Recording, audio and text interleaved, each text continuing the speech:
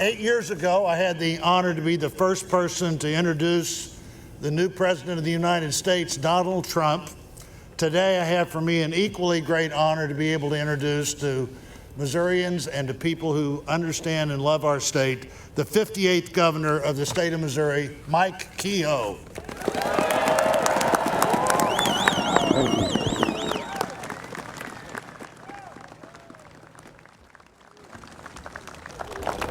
Well, thank you, and please be seated.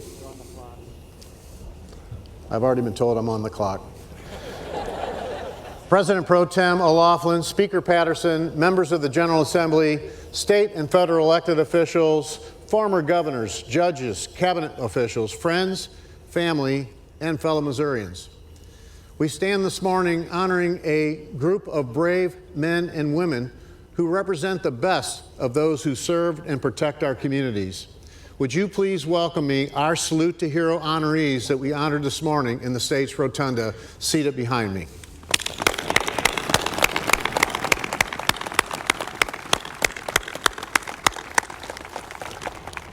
I'd like to take a moment to now thank Governor Parson for his service to our state, his humble, steady leadership that benefited all Missourians. Claudia and I wish he and the First Lady well in his next chapter.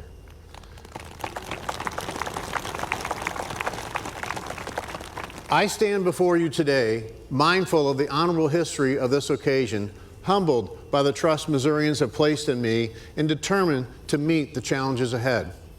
I will always remember and honor the solemn oath I just took. Growing up, no one would have looked at me and said, one day, that kid is going to be sworn in by Senator Roy Blunt as the 58th Governor of the state of Missouri. And I will never forget where I came from, the sixth child of Lorraine Kehoe, a single mom who often struggled to raise her family in North St. Louis City. My mom wasn't what some would call highly educated, but she worked hard. She was a very, very wise and caring and loving person. She was God-fearing. Today, I probably have her rosary with me and used her Bible to take the oath. I learned a lot about life, faith, and relationships from her. Every time we kids complained about something we didn't have, she had a simple answer: pray harder and work harder. Mom was right. If you work hard and you love the Lord, you can get anywhere you want to go in this state, in this country.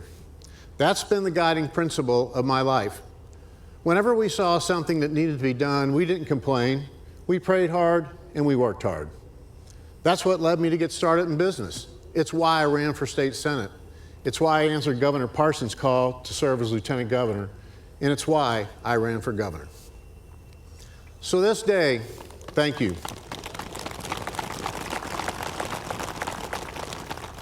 So this day, this moment in time, it's a win. It's a big win for single mothers like Lorraine Kehoe.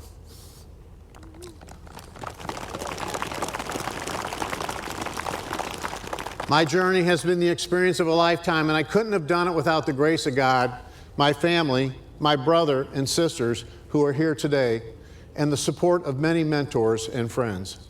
My wife, Claudia, has been an incredible partner and been by my side every step of the way, and she will be an amazing First Lady of the state of Missouri.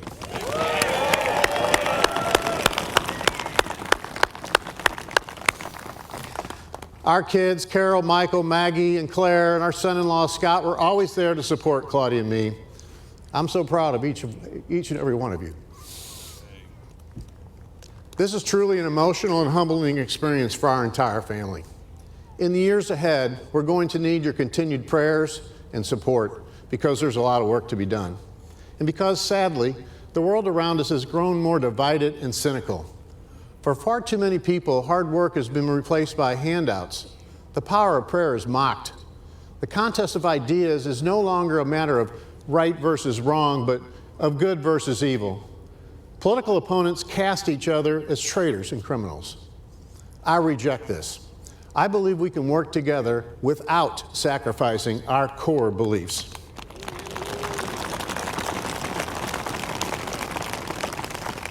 One of my life's mentors was a man named Dave Sinclair. He instilled in me that building relationships, standing for your values, relying on your faith, and finding a path to make something work is a good thing. My story is living proof that a mentor in a young person's life can have a lifelong impact. Mr. Sinclair reinforced the values my mother taught me, and that was exactly what I needed. And quite frankly, other young kids who come from struggling backgrounds need the same thing today. They need hope. My life growing up in the inner city, moving to a small town, building a business, and operating a ranch, these experiences have taught me one thing.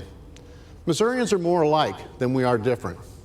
All of us want to feel safe in our homes and our neighborhoods. We want our kids to get a good, quality education. We want to work hard to support our families. Achieving these things, that's how we secure Missouri's future. Securing Missouri's future begins with public safety. Too many Missourians don't feel safe, and too many Missourians aren't safe. When people are afraid for their lives and their family, they cannot be productive, and they will not prosper. Later today, as my first official act as day one as governor, I will take our first steps in securing safety for Missourians. But that's not all. In the coming weeks, months, and years, my administration will be relentless in our efforts to make Missouri a place where it's easier to be a cop than a criminal.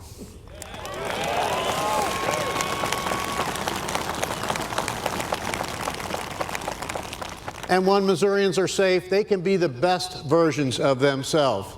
Our efforts will support the brave men and women in uniform who risk their lives for us every day. Officers like Eva Millar Galvan, who did a wonderful job singing our national anthem this morning.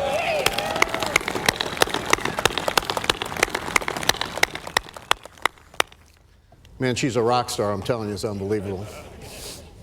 Securing Missouri's future means strengthening public education and expanding school choice so that every single student has the opportunity to get a world-class education. Whether it's a four-year college or a career and technical education, schools that teach kids how to think, not what to think, are the key to long-term self-reliance. Securing Missouri's future means creating stable jobs to provide both a source of income and a sense of purpose. My administration will focus on reducing taxes and cutting regulations so families can keep more of their own money and so job creators want to come here, expand here, and hire more hardworking Missourians. Finally, securing Missouri's future means securing our agriculture economy. Just behind me, and about 350 feet up on top of this beautiful Capitol, is our state's tribute to the hardworking agriculture families and their efforts. Some multi-generational, some first generation like Claudia and me. For our state to continue to feed and clothe the world, we must get government out of their lives and let our farmers and ranchers do what they do best: work hard and continue to produce results.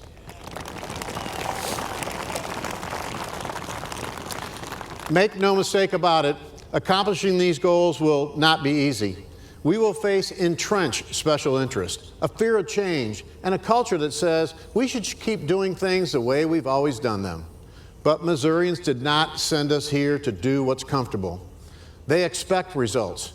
They deserve results. And with my administration, they will get results.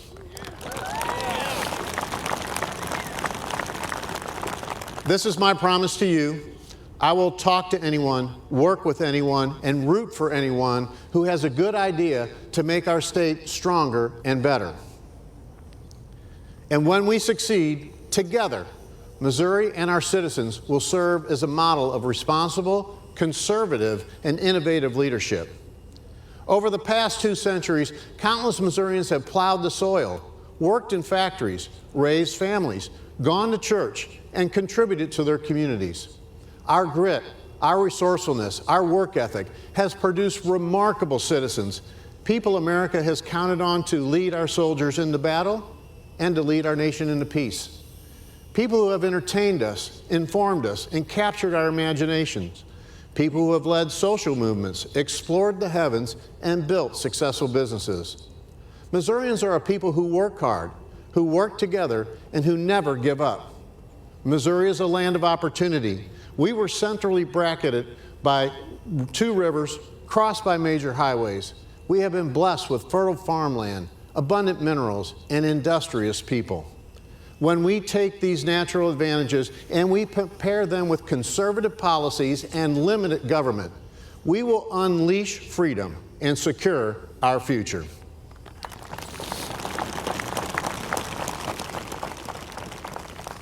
It will take each of us working together to secure an even safer, stronger, and more prosperous Missouri. May God bless you. May God bless the United States of America. And may God continue to bless the great state of Missouri. Thank you so much.